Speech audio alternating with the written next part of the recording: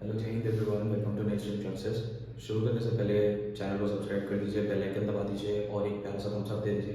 तो आज एक वीडियो में पूरा का पूरा जो अर्थमेटिक प्रोग्रेशन क्लास 10th का टॉपिक है, चैप्टर है, उसको एक वीडियो में खत्म कर देंगे। थ्योरी वाला पार्ट प्रोग्रेशन। सबसे पहले समझते हैं कि जनरल टर्म एपी का क्या होता है। अर्थमेटिक प्रोग्रेशन का मतलब यही होता है कि अब एक पहली टर्म है, मान लीजिए 10 है 10 20 30 40 50 की एक टर्म बना रखी है, एक सीक्वेंस दे रखा है। तो एपी का मतलब क्या होता है कि जब आप जो दूसरी टर्म है, जैसे 20 है, अब 10 20 30 40 सो ऑन, तो एपी में सीक्वेंस देखते हैं। जैसे ये एक सीक्वेंस है, इसके बीच के जो डिफरेंस रहेंगे अगर वो सेम है थ्रू आउट द सीक्वेंस, तो उसको बोलते हैं अर्थमेटिक प्रोग्रेशन, एक एपी बोलते हैं। जैसे कि ये सेकेंड टर्म से फर्स्ट टर्म को माइनस करेंगे, जैसे 20 माइनस 10 20 माइनस 10 प्लस 10, यही सेव करेंगे। 30 में से 20 जाएगा, 30 minus 20 is 10। Same with 40 minus 30 is 10। तो अब आप देख सकते हैं कि जो डिफरेंस आ रहा है वो 10 आ रहा है, थ्रू आउट सेम रहेगा जब तक सीक्वेंस चल रही है। तो इसको बोलते हैं अर्थमेटिक प्रोग्रेशन, एपी। अब जनरल टर्म जो एपी को रिप्रेजेंट करने का होता है वो होता है ए प्लस डी, ए प्लस 2डी, ए प्लस 3डी। अब इसमें ए क्या होता है? ए का मतलब होता है फर्स्ट टर्म, ए होता है फर्स्ट टर्म। डी होता है डिफरेंस। जैसा आपने देखा कि 20 में से 10, आपने 20 में से 10 माइनस किया तो आपको 10 मिला, 30 में से 20 माइनस किया तो आपको 10 मिला। तो डी का मतलब होता है कॉमन डिफरेंस जो through out the sequence same रहने वाला है। ठीक, अब ए प्लस डी, मान लीजिए यहाँ पे जैसे दिया है, मैंने एक एग्जांपल दिया था 10 20 30 40 का, तो ये हो गया ए आपका, ये हो गया ए प्लस डी। डी हमें पता है 10 है, डी यहाँ पे हमें दिखा 10 है। तो जब आप ए में दैट इज 10, ए में डी ऐड करेंगे, ए इक्वल्स टू यहाँ पे पता है 10 है, जब उसमें 10 में डी ऐड करेंगे, डी भी पता है हमें कि 10 है, आप देख रहे हो 20, अब 20 में भी 10 करोगे, जैसे सो ऑन हमें मिलता जाएगा। ठीक है, अब AP with finite numbers of term is finite AP having a plus n minus 1 d as last term. a plus n minus 1 d, जब आप किसी AP का जो सीक्वेंस है उसमें a plus n minus 1 d last term आ जाए तो उसको बोलते हैं फाइनाइट टर्म। ये वाले जो दो पॉइंट्स हैं ये दिमाग में रखने वाले पॉइंट्स हैं, क्योंकि ये एग्जाम के पर्सपेक्टिव से बहुत ज़्यादा इंपॉर्टेंट है।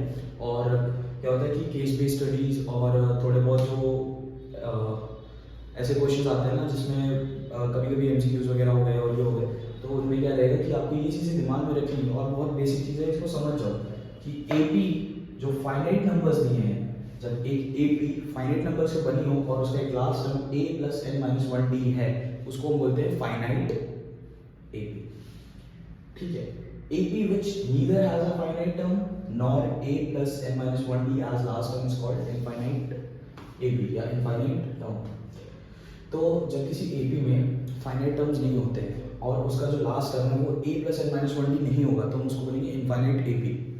ठीक है, ये आप नोट कर लीजिए और इसके बाद आगे बढ़ते हैं। एन होता है nth टर्म। किस टर्म के बारे में बात कर रहे हो? ए होता है फर्स्ट टर्म। ठीक है, ए होता है first term. D is the common difference,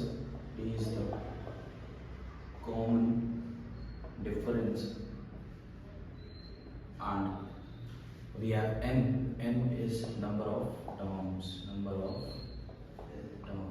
very basic।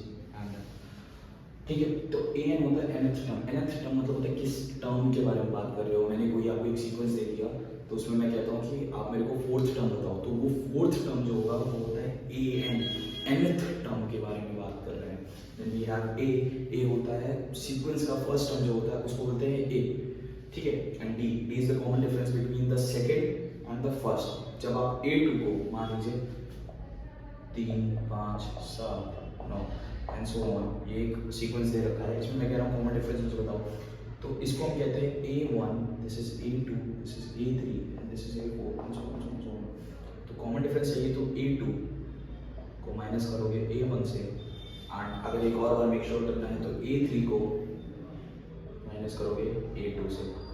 ठीक है, तो हमें कॉमन डिफरेंस मिल जाएगा। अब n is number of terms, कितने नंबर उसमें कितने सारे टर्म्स हैं और कितने नंबर ऑफ टर्म्स है उसको बोलते हैं n। अब Sn जो है वो होता है सम। और मुझे नहीं लगता कि इसमें एन ए डी इनमें आपको तकलीफ होनी चाहिए, ये आपको क्लियर हो गया होगा। बचा एस एन। एस एन मतलब होता है सम ऑफ टर्म्स। यहाँ पे एन है, एन मतलब होता है number of terms, then we have A is the first term and then D is the common difference. ऐसे का एक और फॉर्मूला होता है sum of this A P sequence number of terms. उसका एक और फॉर्मूला होता है जिसको बोलते हैं n by 2 a plus l। l is the last term, इसको बोलते हैं l।